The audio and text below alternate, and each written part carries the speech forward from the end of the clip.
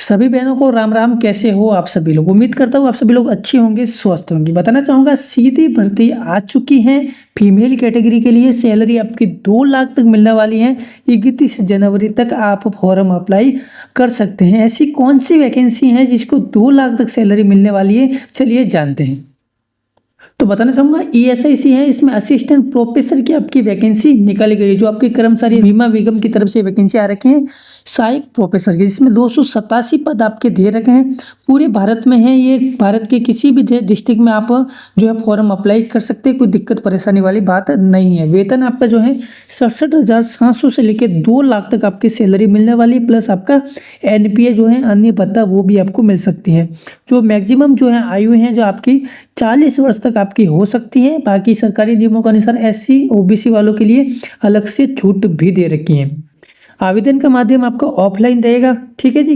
जो आपको offline form भर के आपको जो है एड्रेस पे आपको सेंड करना पड़ेगा। इसकी ऑफिशियल वेबसाइट है esic.gov.in पे जाके आप विजिट भी कर सकते हैं। बताना चाहूँगा इसका नोटिफिकेशन है वो आपका 13 दिसंबर को जारी हो चुका था, जिसमें आपकी बताना चाहूँगा आवेदन की जो अंतिम तिथि है वो 31 जनवरी 2025 तक आप फॉर्म आवेदन कर सकते हैं। बाकी जो दूरस्थ क्षेत्र हैं, जैसे दूर के क्षेत्र हैं, उसमें आप 7 फरवरी तक फॉर्म अप्लाई कर सकते हैं, ठीक है जी। बाकी आप बताना चाहेंगे यदि आवेदन फीस के बारे में, तो सामान्य OBC और EWS वालों को आपको जो है 500 रुपये फीस रहेगी। बाकी SC ST PWD महिला या पूर्व सैनिक कैटेगरी में यदि आप आते हैं तो आप कोई शुल्क आपको देने की आवश्यकता नहीं है। जो आपका आवेदन शुल्क है वो आपको बैंक के माध्यम से DD बना के आपको जो है भुगतान आपको करना पड़ेगा। ऑनलाइन जो है भुगतान नहीं होगा, ठीक है जी। बैंक के माध्यम से जो DD होती है, डिमांड ड्राफ्ट जिसको हम बोलते हैं, उसके माध्यम से आप पेमेंट कर सकते हैं, ठीक है जी।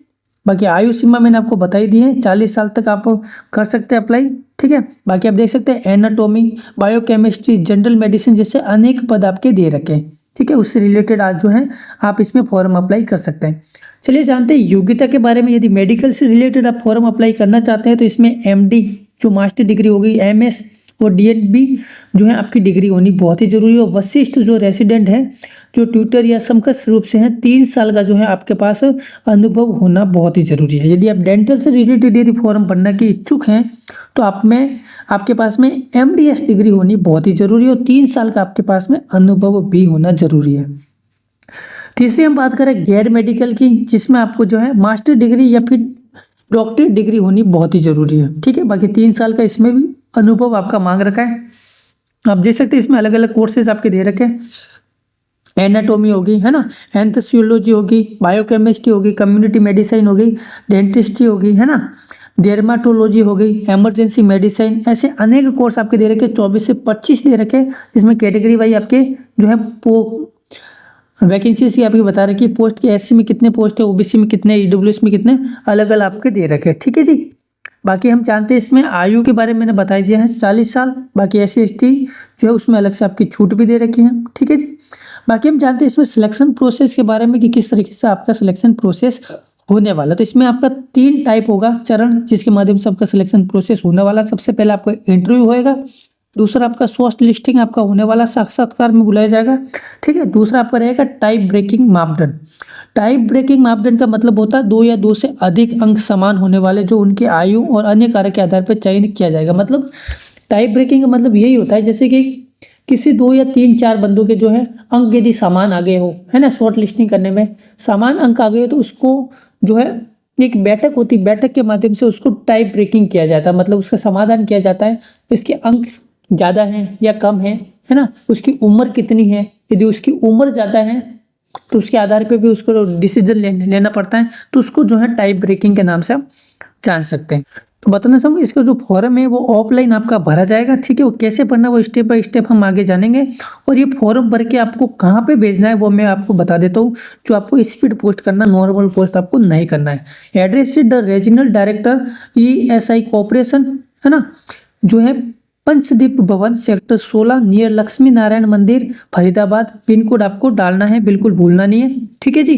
तो इस पिन कोड के आधार पे ही जो है आपको भेजना है, ठीक है। चलिए हम जानते हैं इसमें कि आपको फॉर्म अप्लाई किस तरीके से करना है, किस तरीके से आपको फॉर्म को पढ़ना है। तो साथियों आप देख सकते हैं इस तरीके का आपका फॉर्म है जो ऑफलाइन फॉर्म रहने वाला। साइड में आप देख सकते हैं अटेस्टेड फोटो जो आपको है यहाँ पे फोटो आपको लगाना है, ठीक है। बाकी जो है स्पेशली एप्लीकेट फॉर किसके लिए आप अप्लाई कर रहे हैं, पोस्ट का नाम आप डाल सकते हैं, ठीक है जी। जो है सेकंड में है उसमें आपको बैंक की डिटेल आपको जो है टाइप करनी है, अमाउंट कितना है, नाम, ब्रांच कौन सी बैंक से आपने डीडी नंबर किया है, डेट आपकी क्या रहने वाली है, सारा फिल करना है। उसके बाद आपका खुद का नाम देना तीसरा पॉइंट में। चौथे पॉइंट में आपका रहेगा फादर्स नेम, यदि आप शादी हो रखी है तो आप हस्बैंड नाम डाल सकते हैं, ठीक है जी। पांचवें पॉइंट में आपकी डेट ऑफ बर्थ डालनी है और नीचे आपको वर्ड में टाइप करना है ना, जो भी आपकी डेट ऑफ बर्थ रहने वाली है। नेशनलिटी में आपका इंडियन डालना है। 7 पॉइंट रहेगा आपका मेलिंग एड्रेस, जो आपका जो एड्रेस है वो आपको डालना है, जो भी आपका करंट एड्रेस रहने वाला है। ईमेल आईडी आपकी जो है एक्टिवेट ईमेल आईडी डालनी है। मोबाइल नंबर भी आपका एक्टिवेट डालना है जो आपका चालू रहने वाला है। 8 में आपका रहना परमानेंट एड्रेस, ठीक है जी। आप टेलीफोन नंबर हो तो वो भी आप डाल सकते हो जो अल्टरनेट है, ठीक है। 9 पॉइंट में आप सेक्सुअल आपको डालना है, मेल एंड फीमेल जो भी आपकी कैटेगरी है, ठीक है जी। 10वें पॉइंट में आपकी डिसेबिलिटी कैटेगरी आती है तो वो डाल सकते हैं। 11वें में आपका जो है एक्स सर्विसमैन, जैसे कि पहले से यदि किसी में सर्विस है तो वो भी आप डाल सकते हैं यस या नो का, ठीक है जी।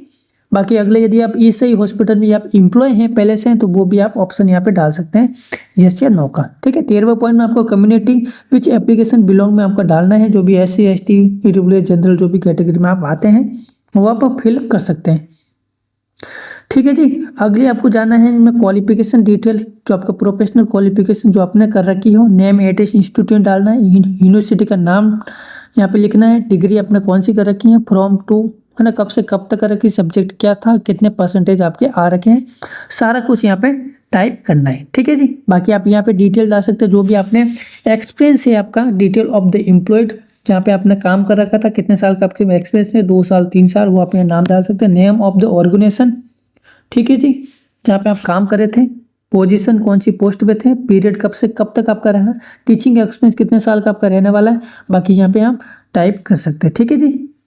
अगली जो है date of the competition, compulsory rating internship, ठीक है, ये आप डाल सकते हैं डेट जो भी आपकी इंटर्नशिप रही होगी, ठीक है जी। बाकी MBBS डिग्री आपने कर रखी है तो उसका भी आप रजिस्ट्रेशन नंबर आप डाल सकते हैं।